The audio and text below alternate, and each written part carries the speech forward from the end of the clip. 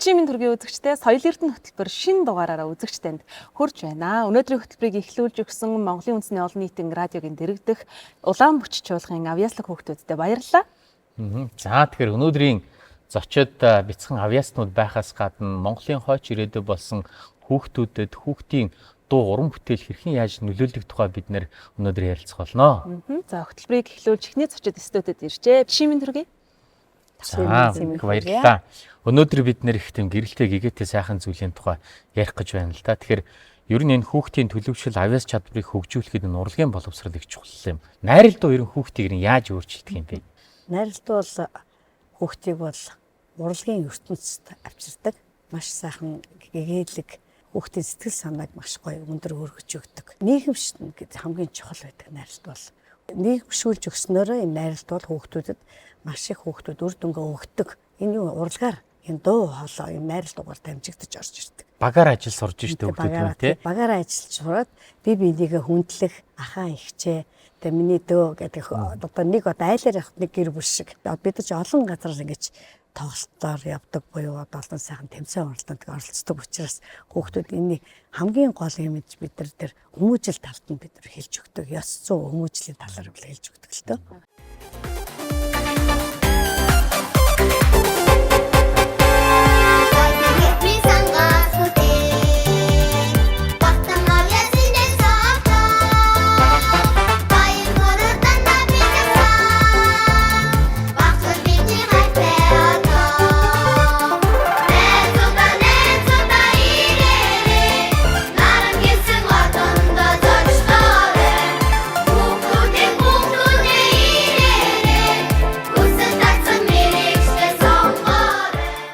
Өөрийгөө сонсох боломж олгодог. Тий. Өөрийгөө сонсноо гэдэг чинь бусдыг сонсохын үндсийг тавьж байгаа юм л да. Тэгэхээр хамгийн түрүүнд тэр өөрийгөө сонсож яхан бол хажууд хоолоогоо сонсно. Дараагийнхаа дахиад өөрөөсөө хэдэн метрийн зайд байгаа хоолойг сонсно. Дахиад дараагийнхаа хоолойг сонсно. Тэгэхээр энэ олон хоолой сонсох чадварыг тархины одоо үйл ажиллагаанаар тулгуурлаа шууд хөгжүүлж идэг юм урлаг. За тэгэхээр хүүхэд багштай нийлээд яг өөрийгөө сонсох техникийг сурна. Энд чинь тусгай үйл ажиллагаа шүү дээ, тийм ээ. Тэгээд өөрийгөө сонсоод эхлэнгүүтээ өөрийн чадвар нь нэгдэнэ. Би ингэж дуулцдаг юм байна. Энэ надаас ийм гоё хоолой гарах юм байна. Тийм ээ. Би энэ үгийг тод хэлж чадах юм байна. Миний нүд ийм сайхан юм байна. Миний нуруу гоё юм байна. Тэгэхээр өөрийнхөө биеийг мэдэрч булчингаа мэдэрнэ, амьсгаагаа мэдэрнэ. Би яаж зогсож байна? Ямар хэмнэлтээр биеийн хилэмжээ харна, тийм ээ. Энэ бүтээл дотор ямар хэмнэл вэ? Энтэй би яаж нэгсэх вэ? Ижилхэн байж ич. Өчигдөр дуусныхаа өнөөдөр дуулна, маргааш дуулна, 3 сар дуулна, 3 жил дуулна. Ингэж нэгсэж ирдэг. Тэр манай радио телевизийн дэргэдэх улаан бүч чуулга бол асар их баялагт төвхтэй шүү дээ, тийм үү? Тэгэхээр энэ өнгөрсөн цаг хугацаанд бол Монголын урлагийн салбарт маш олон ийм авиаснууд энэ чуулгаас бол төрөн гарсан байна. За тэрнээс гадна яг өнөөдрийн бидний ярьж байгаа энэ зүгээр урлагийн хүн болох биш. Энд ингэж найрал дунд байснаар тэр хүүхэд хүмүүжил төлөвшлийг нийгэмшиж маш их олон зүйлийг ингэж багаар сурч ш. Тэгэхээр танаа чуулгын одоо хамгийн гол одоо амжилт гэвэл юуг та тодтогч хэлэх вэ?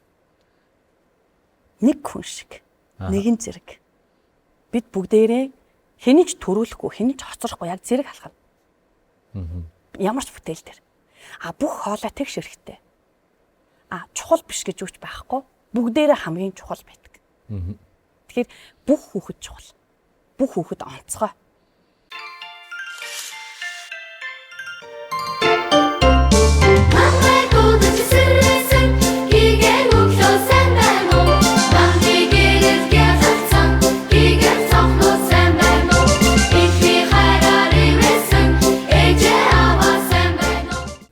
Ганчмаг багшийн хувьд бол одоо сүүлийн үеийн найрал дуугаар гадаадын одоо тэмцээн уралдаанд бас хүүхдүүд авч оролцож байна уу? Оролцож байна. Хаана одоо амжилт хөтөл үзүүлж байна? Юугаараа бид их тийм онцлог байна? Турк улсад 7 сарын 10-аар бид нар олон улсын фестивальд явсан. Манай хүүхдүүд Чинакалаг болон Стамбул гэсэн 2 хотод очиж тоглолт хийгээд ирсэн. Амжилттай яваад ирсэн. Энэ бол зүгээр тоглолт байсан. Яг тийм уралдаан байгааг олон улсын фестивал тоглолт нэг юм. Манай хүүхд амжилттай оролцоод ирсэн. Тэр 19 хүүхд явсан байгаа. За тэгээд сая 1 сарын бас 19-нд манай хүүхдүүд 22 хүүхэд одоо олон улсын урлагийн наадамд оролцсон. Энэ ч хотод болсон урлагийн наадамд орсон. Тэнд бол найралтуу буюу одоо маш олон урлагийн бүтээлээр хүмүүсүүд оролцож байсан. Манайх бол яг найралтуугаараа бол гран-при хийсэн. Тэг бүгдээрээ гран-при цомтой ирсэн. Сая торгоны зам гээд олон улсын фестивал хүүхэд болсон олон улсын бас фестивалд урлагийн наадмууд манай байгууллагаар явсан. Манай 200 хүн явсан байгаа. Тэнд бол манай хөгжим оркестр, нүүдэл чуулга, тэгэл төгөлдөр хуур мөн одоо маш олон тий сайхан бүжгийн хүүхдүүд тий.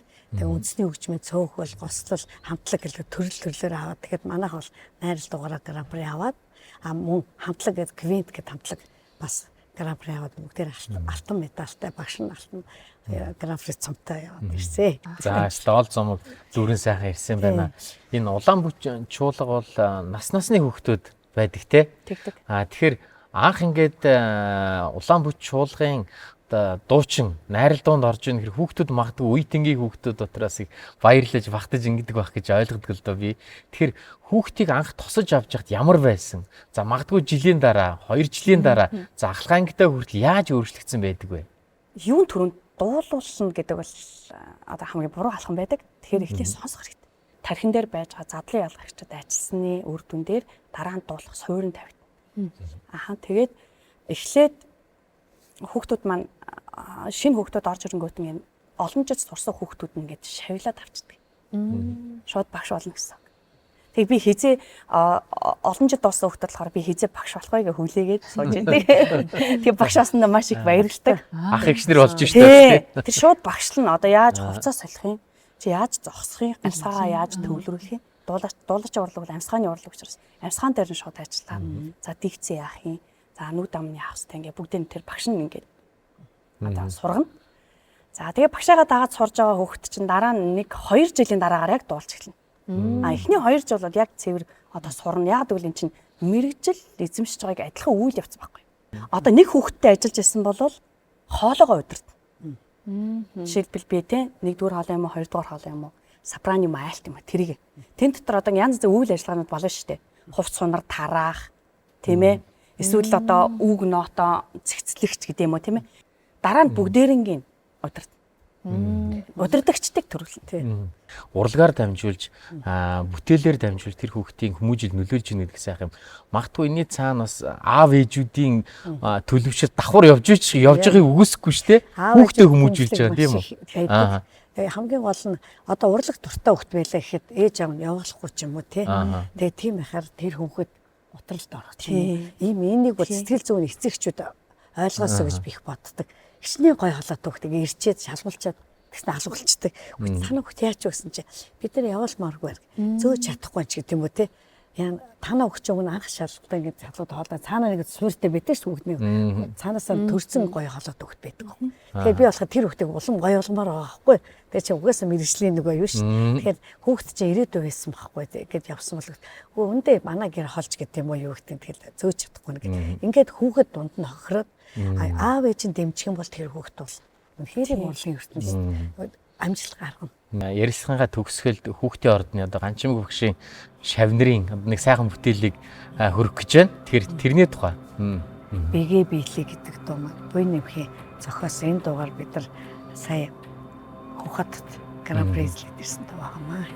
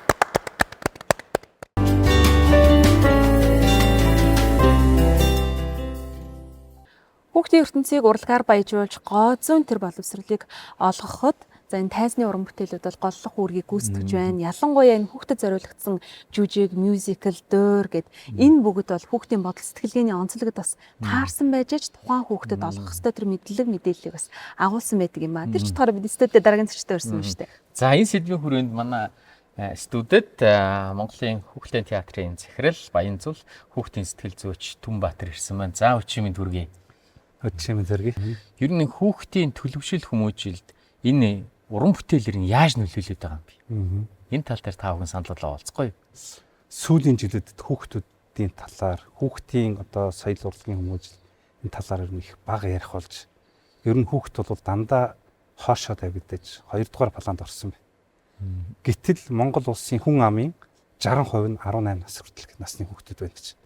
За хуучин одоо 1990-ад оноос өмнө болохоор зэрэг Улаанбаатар хот маань 500 мянган хүнтэй байхаар төлөвлөгдсөн гэж. Тэр үед бол 500 мянган хүнтэй байхад хүүхэлдэйн театр, хүүхд залуучуудын театр, элдв очрын нэрмждэг хүүхдийн кино театр, хүүхдийн кафе, жаргалан кафе, хүүхдийн бамбууш кафе, хүүхдийн 100 гэд бүх юм байсан байна. Бид нар сүүлийн 30 жилд ерөөсөө хамгийн их дайрсан, үгүй хийсэн дандаа хүүхдийнхээ амиг. Тэгтэл бид нар хүүхдүүдийнхээ төлөө онцгой анхаарч, хүүхдүүдийнхээ хүмүүжилд онцгой анхаарахгүй бол өнөөдөр хүүхдүүд маань явах газаргүй орон зайн хумигдаад яалтж авахгүй ингээд дэлгэцийн хамааралд өртсөн байна. Гэтэл хүүхэд нэг удаа театрт ирээд үзэхэд тэр хүүхдийн амьдралд нь өөрсдөд нь бол маш их өөрчлөлт гарч идэг. Хүүхдийн шийдэж чадахгүй байгаа ямар нэг асуудлыг театр шийдэж өгч идэг. Театр болохоор зэрэг өөрөө зөв буруу гэдэг үгийг яахгүй. Сонголтыг хүүхэд өөрт нь өгчөд учраас энэ хүүхдэд бол маш хийм чухал нөлөөтэй байдаг. Нас биедний онцлогт нь тохируулаад хүүхэлдэйн театр, хүүхд залуучуудын театр, драмын театр, дуурийн театр, улсын цирк үйл ажиллагаа явуулж байлаа. Тэгээ энэ маань ингээд алдагдсан учраас өнөөдөрт одоо энэ хүүхдүүдийн хүмүүжил доголдол гараад ерөн сүүлийн 20 жилд 30 жилд гарсан хүмүүс байна. Одоо насанд хүрэгчд болцсон улсын бодлого барихаар ингээд явж байна. Энэ бол маш хортой. Тэр зэрэг өнөөдөр та бүхэн яг хүүхдийн хүмүүжлийн талаар ярьж байгаа бол маш цаг үе болсон гэх сайхан сэдв байна гэж би хэлмээр. Сэтгэл зүйн талаас нь. Ер нь бол энэ сэтгэл судлалын салбарт тийм ээ одоо яг урлагийн терапигаар дамжуулан одоо хүүхдэд насанд хүрэгчдэд тийм ээ одоо сэтгэл зүйн үйлчилгээнүүд явагддаг.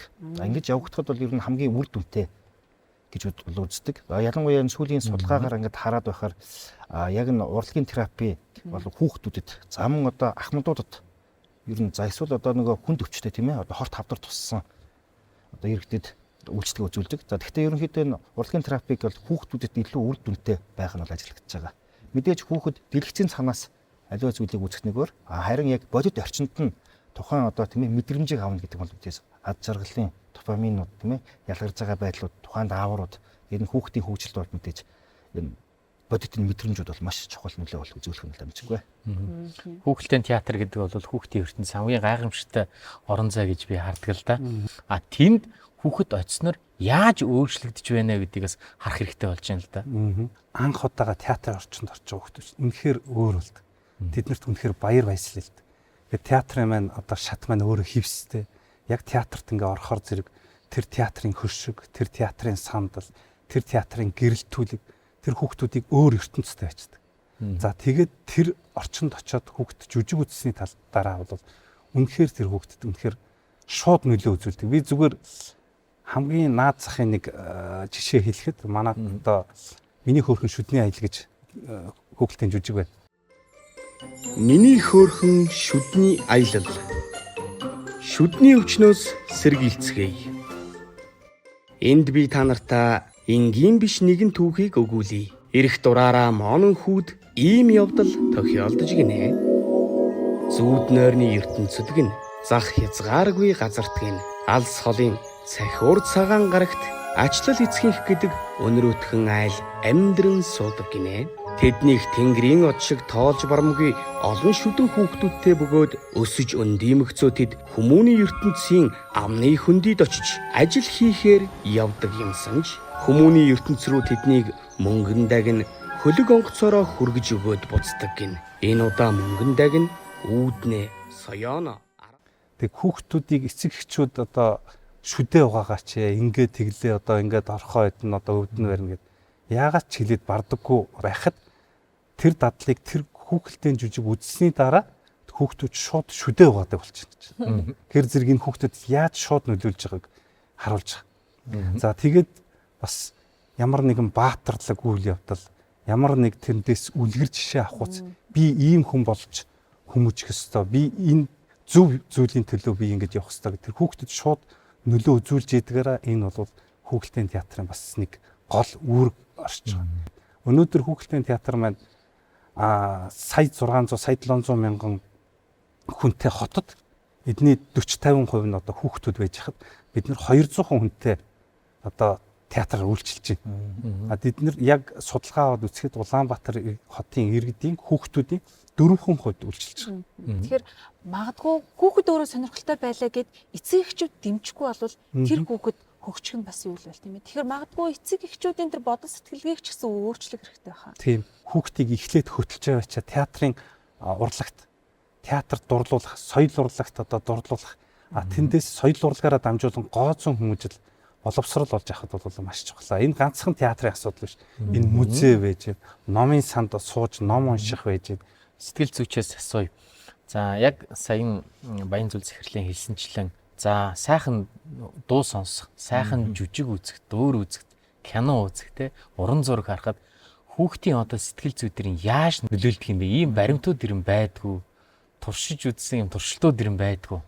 За ерөнхийдөө бол сэтгэл судлалын салбарт энэ талын туршилтууд маш олон хийчихсэн. Дэлгэц ширч байгаа хүүхэд эсвэл ном уншиж байгаа хүүхдийн тархины хөгжлийг судалгаа хийхэд үзсэн чинь зүгээр ингээд дэлгэцийг харж байгаа хүүхдийн тарих зөвхөн тухайн үед анхаарал нь төвлөрөөд хөгждөг. Харин ном уншны тэр нэг тархин задарч идэг, төсөөлж идэг түүнийгээ дотор нь төсөөлөөд тарих ажиллаад ирэхээр тархины хөгжилд сайнаар нөлөөлж идэг.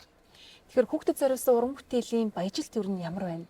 Ер нь хүүхдэд чиглэсэн уран бүтээлийг ирээдүйд бид ямар хэлбэрээр тухайн хүүхдэд бүр хүртэл нь ой танд нь буутал нь үзүүлж харуулах мэдрүүлэх хэрэгтэй юм бэ? Сүүлийн жилүүдэд яг энэ манай театруудын яг үндсэн одоо бүтээгдэхүүн хийгдүүлэх хүүхдийн зохиолын асуудал бол маш их хүн дээр одоо тусаж байгаа. Гэвч бид нар одоо бас өөрсдөө сонгодог бүтээлээс хүүхдүүдийг одоо сонгодог бүтээлтэд танилцуулж байна. За Монгол үндэсний одоо ямар одоо бүтээлүүд вэ? Бид нэр одоо юугаараа бахарх ёстой гэсэн ийм бүтээлүүдийг тавьж байна. Энэ дэвшил технологи, тайзны дэвшил, гэрэл дуу өшөө энэ шийдлүүдийг гарсан тэр хүүхдэд үнэхээр бас сонирхолтой тийм зүйлүүдийг үзүүлэхэд бидний яг өнөөдрийн одоо бас энэ технологийн дэвшил яг өнөөдрийн байдлаар бас хангалтгүй байгаа. Бааз суурь жоохон таарах. Тийм бааз суурь таарах байгаа. Тэгэхээр зэрэг бид нар энэ шин театртай болох юм бол бас ийм нөхцөл бололцоо илүү оногдно. Гэхдээ өнөөдрийн бидний тавьж байгаа бүтээлүүд байна бас тийм чиг тийм бас муу биш гэж би хэлнэ. Яагаад гэхээр зэрэг бид нар өнгөрсөн жил бүгд найрамдах Солонгос улсад очиж тоглолоо. Шанхайд одоо очиж тоглолоо. За тэнд бол олон улсын театрын нийгэмийн экспертүүд, шүүгчид бас ирж үзээд маш өндөрөөр үнэлж байгаа. Бид нарыг та барууны улс руу гараач, тэнд очиж тоглооч гэд. Одоо гадаадд бол манай хүүхэлдэйн театрын бүтээлийг бол маш өндөрөөр үнэлж байгаа. За их баярлалаа. Тэгээд бидний ярилцах цаг дуусч байна. Тэгээд хүүхдийн сэтгэл зүй, хүүхдүүдэд үзүүлэх зүйлтэй байх тас оюун ажил хийж явж байгаа та бүхний ажилд их амжилт хүсье. Баярлалаа. За баярлалаа.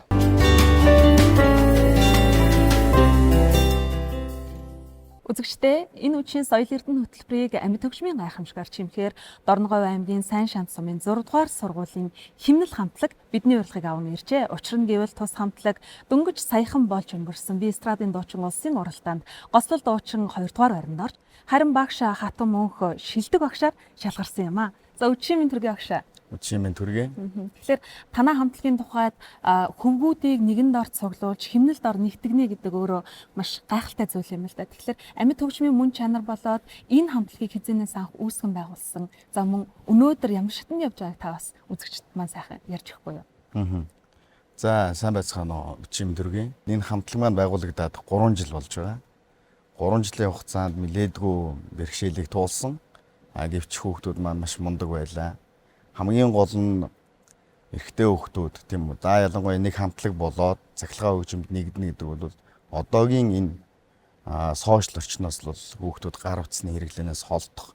Зөвхөн одоо урлагаар дамжуулж бие биентэйгээ ойлголцох. Бусдад одоо эстрад хөгжмийг одоо түгээн дэлгэрүүлэхэд бол маш ач холбогдолтой өрн нөлөөтэй. Тийм учраас манай хамтлагийн хүүхдүүд маань бол маш хичээдэг. Бид нэр 7 хоногт 5 өдөрт нь өдөр болгон бэлтгэл хийдэг. Тэгээ хамгийн гол нь ноотоор тоглохыг хичээнэ. Тийм ээ. Хөгжмийн суурь боловсролыг зөв болгохын тулд одоо ингэ явж байгаа. Тэгэхээр хөгжмийн боловсролыг хүүхдэд багаас нь хүмүүжлэлтэн суулгаж өгснөөр ямар олон давуу тал бий болно гэж багш хүний хувьд та боддог байна? Ер нь хөгжимчин хүн бол хамгийн зөв хүн болдог. Хөгжмөөр одоо бусдаагаа яаж өөрийгөө илэрхийлэх, дотоод мөн чанараа илэрхийлэх тийм үү. Гаднаас ямар мэдрэмж авах. Хамгийн гол нь өөрөө хүүхэд хөгжмөөр дамжуулж маш олон найз нөхдөдтэй болдог. Өөрийгөө илэрхийлэх чадвар нь бас илүү нэмэгддэг юм болов гэж хардаг.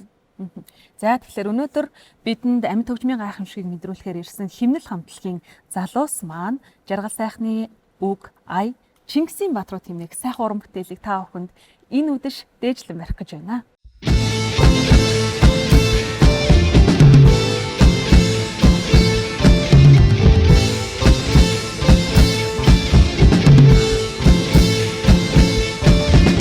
Халдвал халтай гэдгийг мэдүүлэх гэж хамтрал үнэнч болохон сануулах гэж Монгол эрс Чингисийн Баатрууд нүртэйгөө нартайгаа мөнх тэнгэртэйгэн хорвоогийн хэн хагсыг туулсан бидээ Дарлуул босдог гэдгийг харуулах гэж Адайвд босдгүй болсон мэдүүлэх гэж Монгол эрс Чингисийн Баатрууд нүртэйгөө нартайгаа мөнх тэнгэртэйгэн хорвоогийн хэн хагсыг туулсан бидээ Хэдэн зууны төлтэйгэн сүлгмэрдийн хөс ханхалтаа Хэдэн зууны төлтэйгэн сүлг Баатрын ухай сонсноо Ая миний Монголын заяа Галт нарсан гайхам заяа Усан чадсан үнэн заяа Сайн тач муу тач миний чиний Бид бүгдийн Монголын заяа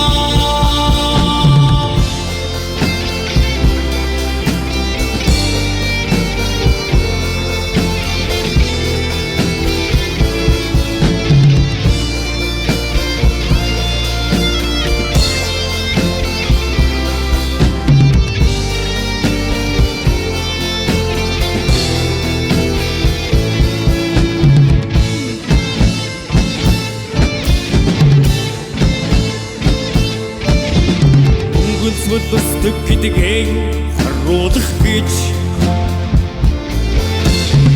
Ширхвэл гардаг болохон мэдүүлэх гэж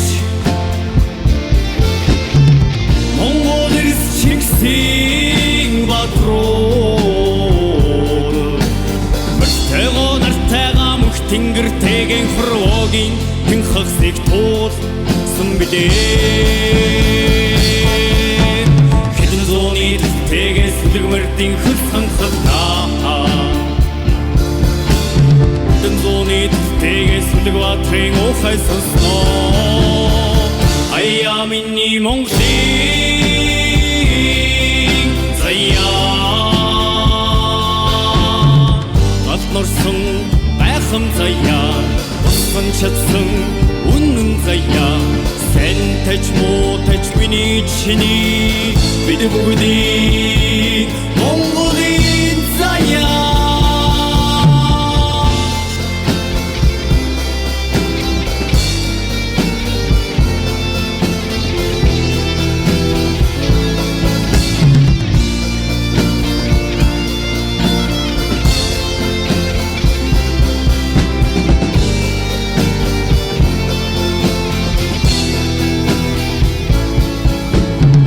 Зуны тэлтээгээс үлгмэрдийн хөс ханхалтаа.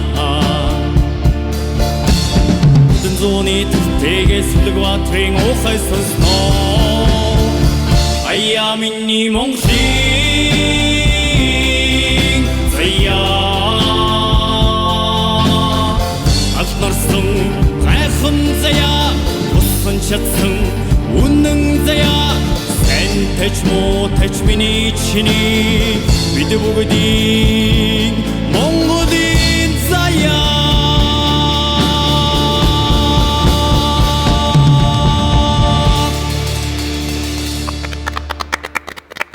За маш гоё байна. Хүүхэд насны дурсам зэрэгэд үнэхээр гоё шүү дээ. Дорногой аймгийн Сайн Шанд сумын 6 дугаар сургуулийн хэмнэл хамтлагтаа баярлалаа. Ер нь дуу уран бүтээл гэдэг хүүхдэд эх орноо хайрлах, ижээ аваа хүндлэх, ёс заншлаа дээдлэх гэдэг олон мөн чанартай зүйлсийг утга илэрхийллийг нь бас хүмүүжтэд суулгаж өгдөг ийм онцлогтой зүйл шүү. Тэгэлгүй яг хөдөө орон нутгаас ирж ингээд өөрийнхөө уран бүтээлийг манай хэмнэл хамтлагийн хүүхдүүд хүргэлээ л дээ тий. Та ингээм хамт сонсоход хүүхдүүд хэр дуулж байна? Ямар сонсогдсон тань? Тэгж миний бас залуунаас санагдчихэ. Тий. Замын хүүхдүүд даалгын хүүхдүүд байна. Яг хүүхд тоглоогоор биш арай жоохон алгын хүүхдүүд жоохон хоолнууд нь өөрчлөгдсөн тий. Жоохон температур нь өөрчлөгдсөн, жоохон том хүний хүрээний хоолны температур руу орсон. Тийм хүүхдүүд дуулж байгаа. Хөөргөн дуулж байна. Хөгжижсэн ч мэдээд амьд өөрсдөө тоглож, өөрсдөө хөгжмөөр нэг нь дуулж, нэг төгөлдөр тоглож байдаг ч юм. Нэг дуудан хажууд нь гитар тоглож байдаг ч юм. Ийм бол одоо бас хамгийн хэрэгтэй. Амьд юм бол хэвчгүй хэрэгтэй. Тийм учраас сайн хүүхдүүд бас л хөөрхөн хамтлаг байна. Тэгээ бас рок тал руугаа тавлах гэж орж байгаа хүүхдүүд байна. Хүмүүжилт нь яаж нөлөөлөх вэ юм? Энэ зүрээс хамтлагч тий. Хөгжим хамтлагч зүрээс хүүхдүүд бол өөрөө тэр хамтлагт орно чинь нейтрал асуудал болдог байхгүй. Тийм. Ерөөс ямар нэг хамтлагт Улаанбаатар хамтлагт хүүхдүүд орно гэж одоо найруулгууд нейтрал асуудал болж байгаа юм. Сургууль дээр асуурал цаахан найруулгын хамтлагууд байна. Хөөрхөн хамтлагууд зарим сургуулиас тэр сургуультай орсон найруулгын хамтлаг явж байгаа хүүхдүүд цаанаага цэмцгээр явна. Энд манай найруулгын хамтлаг нөгөө тэр зөнгөр юу бүч хамтлагийн дуучин штэ гэдэг. Ингээд ерөөс ингээд тэр хамтлаг бол тэр хүүхдэд тэр сургуульд хүмүүж нөлөө үзүүлж байна. Тэр энэ хүүхдийн дуу, хүүхдийн хүмүүжил төлөвшил дэр нь хэрхэн яаж нөлөөлдөг юм бэ? Хүүхдийн дуу бол ерөөс хүүхдэд хүмүүжил олгоно, баяр баясгалаар золгоно, аз жаргал авчирна. Тэгээд бас хүүхдэд бас эрдэм мэдлэг болгодог тийм өвчтэй юм байна. Хүүхд 10 дуу сурлаа гэхэд 10 шинэ үг хэлсэн, 10 шинэ өгүүлбэр одоо 10 шинэ шүлэг зээдэлж идсэн үг тийм ээ. Цэцэг мөрийг хөвчүүн атиж өгсөнд цэвэрхэн савн шороо игээд тарилаа тэгээд тэр үпчин тэгээд цэцэг тариас урж байгаа байхгүй тийм. Тэгээд тэр багасаа цэцэг тариас 60 оны үед дунд бүтэндээ хүүхдэд хүмүүж болгож нуунуудаас эхэлж ирсэн. Чихэн чинээ биш чихэн өөрөө угаая. Юу гэж байгаа би чихэн чинээ биш өөрөө чихэн угаач тийм. Өөрөөгн чинээ биш би өөрөө хувцас угаач. Ийгийн чинээ би биш юм чи ээж аваад туслаад ингээд багаас хүүхдүүд ингээд өөрийгөө ингээд ажил хөдөлмөр сургаж тэр дуу хүүхдийг ингээд багаас жижиг биш шүү. Жоод нягтраж болохгүй шүү. Жижиг чинээ биш юм чи чихөөрөө угаач гişэн ингээд хүүхдийн унууд хүүхдүүд багаас нь амьдрах ухаан сургаж ирсэн. Тэгэд манай цэцэг хамтлаг үүсгэн байгуулж ирсэн. Миний номгоо дуулах ямар олон хүүхд ном уншив тий. Тэг жишээ нь ер нь хүүхдэд хүмүүжилд ад жаргал бүх юм авчирдаг.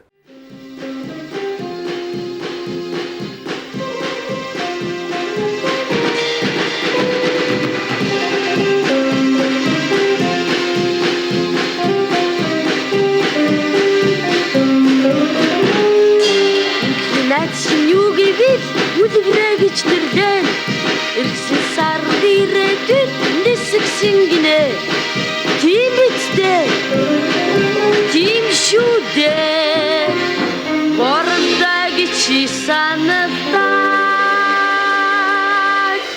мангсыг дарсан тэр хүчин ёстой миний найз миний ном сайхан ном Ихрийн ном, эрдний ном, зургтай ном, зугаатай ном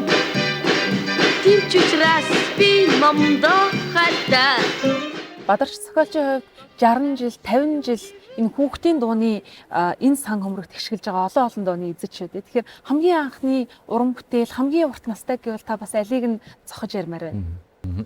Би оюутан байхдаа 1967 онд Тоогүйчин болоо да гэдэг дуу хийсэн. Тэгээ өнөөдрийг хүртэл ингээл Тоогүйчин болоо да гэдэг дууг дуулж байгаа. Тэгээ 1967 онд би Ботго гэдэг дуу хийсэн. Ингээл одоо болтол дуулаад явж байгаа. Батбол битэрийн одоо анхны дуу дээс сэргээр Дээс ногтуудад зориулсан тоглоомын дуу.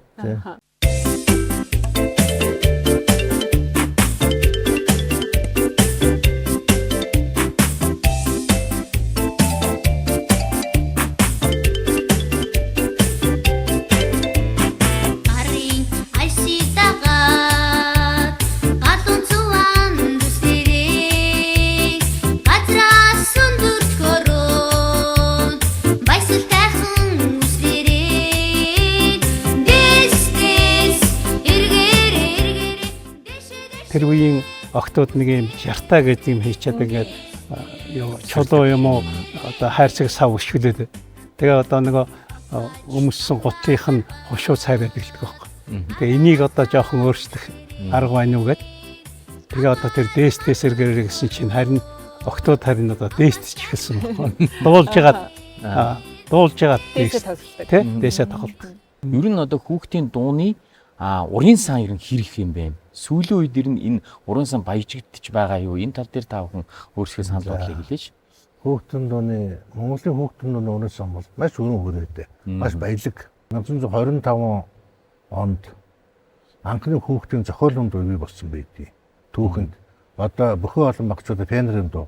Тэгээд 40 онд бол одоо гонч цомлогын анхны зохиолсон дуунууд нөгөө өнчиг гэж хураг гэдэг дуунууд гарч ирэл. Тэгээд цаашаа мөд оржмын дуунууд 60 дуунаас ингээл юу дуунуудад ингээд баяжд явчихсан тий.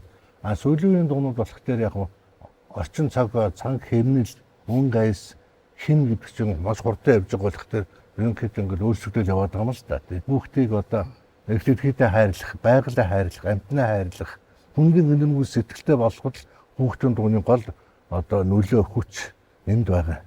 Бид хоёр бас туулаа хэрэмгээл амьтдын тохирхон дуунууд байдаг. Хүүхдэд дуулдаг тий. Хүүхдэн дуу бол хүүхдэд өөрөө л ингээ аваад үлддэг байхгүй гоё дуугаа. Шинэ гасны дуу гоё гэж болдгоо.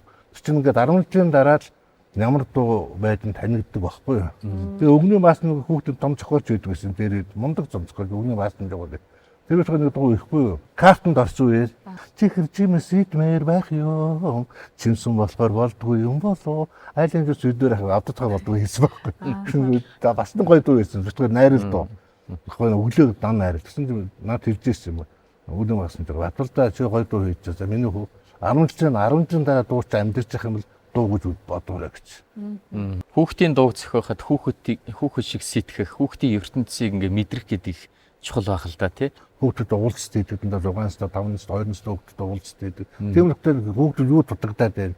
Тэр хүүхдэд уулздаг хажуудаа суулгаад юм яриа хөөрнөө да. Тэднэрт ойр байгаа зохиосон дууч хүүхд хүрээдэг байхгүй юу. Сиренаараа зохиочих юм бол тэр хүүхд бас дуулахгүй. Яа тэр хүн бол сиренаараа зохиосон болохоор хүүхд ойр биш байна.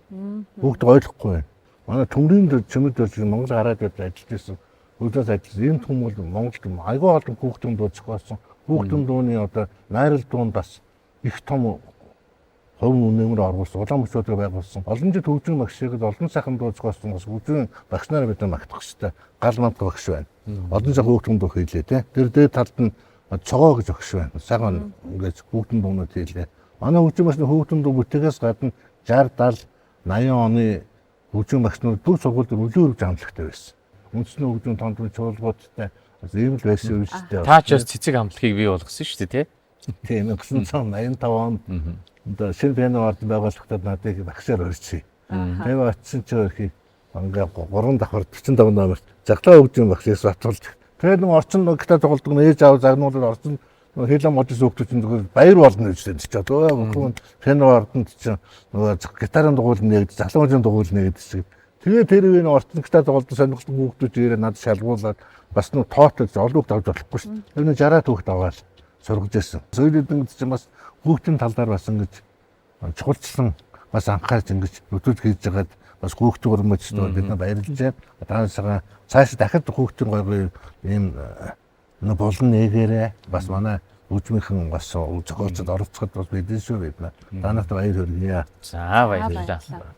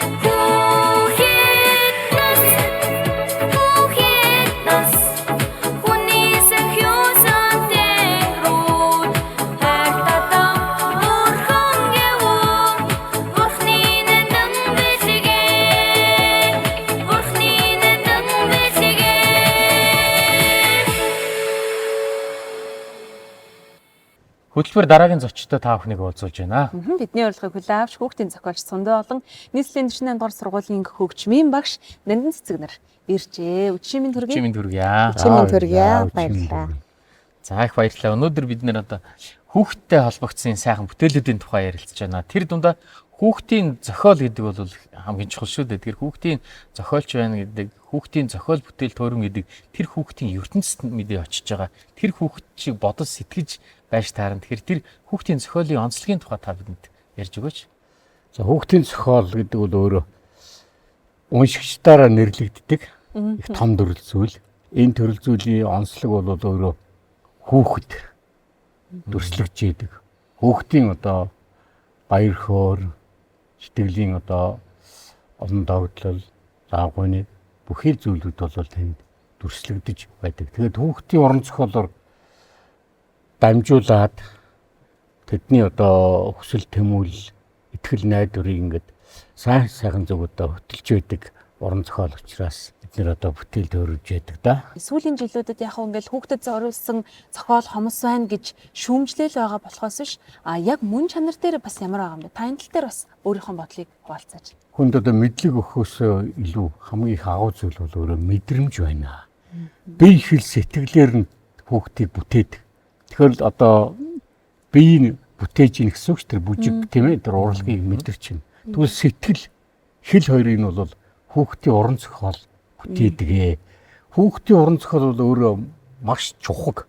Төрийн хэлний бодлого гэж байдаг шүү дээ тий. Тэгвэл тэр яг төрийн хэлний бодлого дотор нь явж их хэвээр зүйл бол өөрөө хүүхдийн уран зохиол байхгүй. Уран зохиолыг бол ингээ багаас нь одоо ингээ системтэй сайн одоо орох хэрэгтэй. Яг бол уран зохиол бол тухайн үндэстний хэл байждаг. Хэл үгүй бол сэтгэлгээ үгүй бол.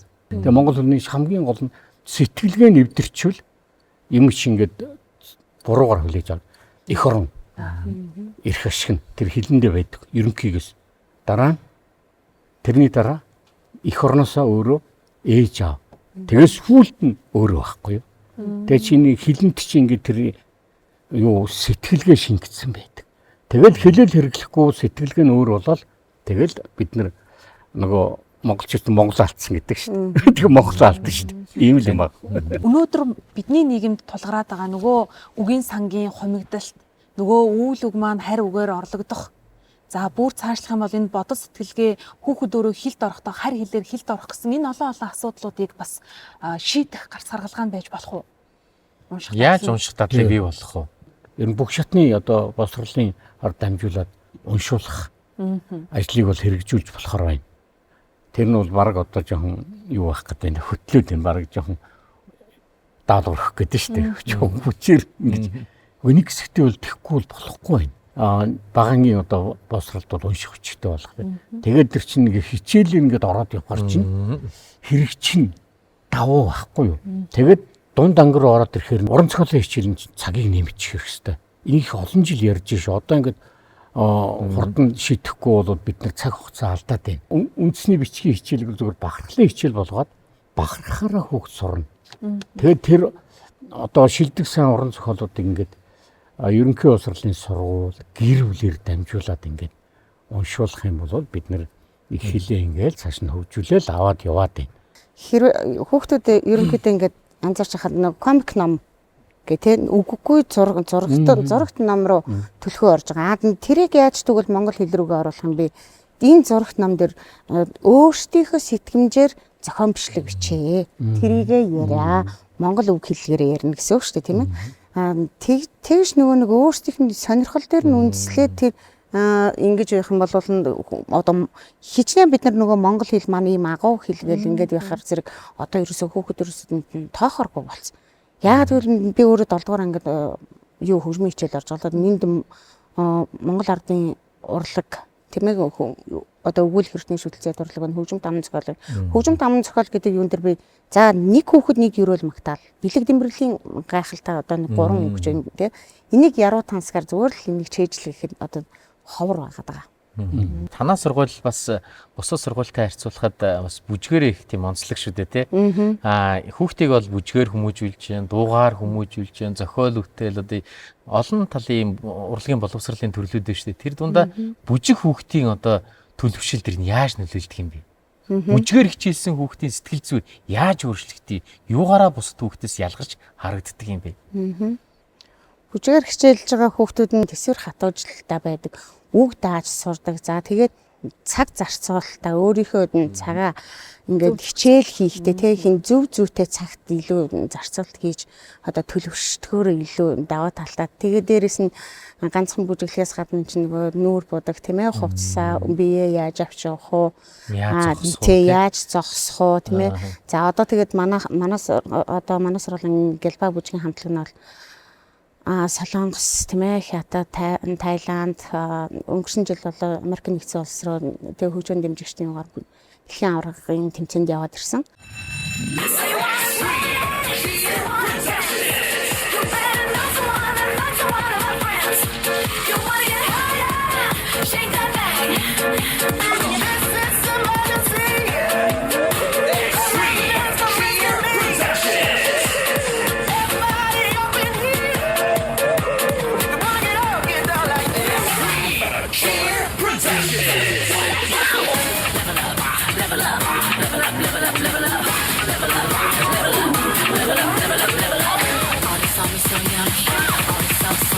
Free.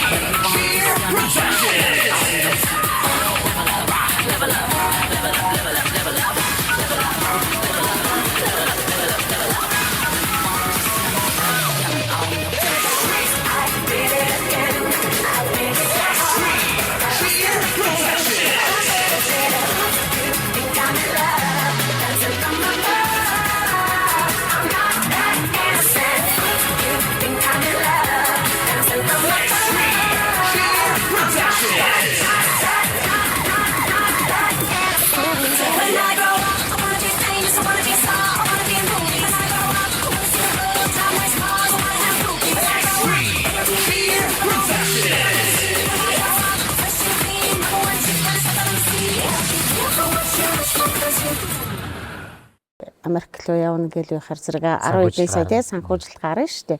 Тэгэхээр тэр санхүүжилтийг бид нар юу яхин тулд бэлтгэхийн тулд 58 хүүхдийн бүрэлдэхүүнтэй 6 эцэг их Хөвсгөл аймагаас эхлээд аялан тоглолт хийсэн.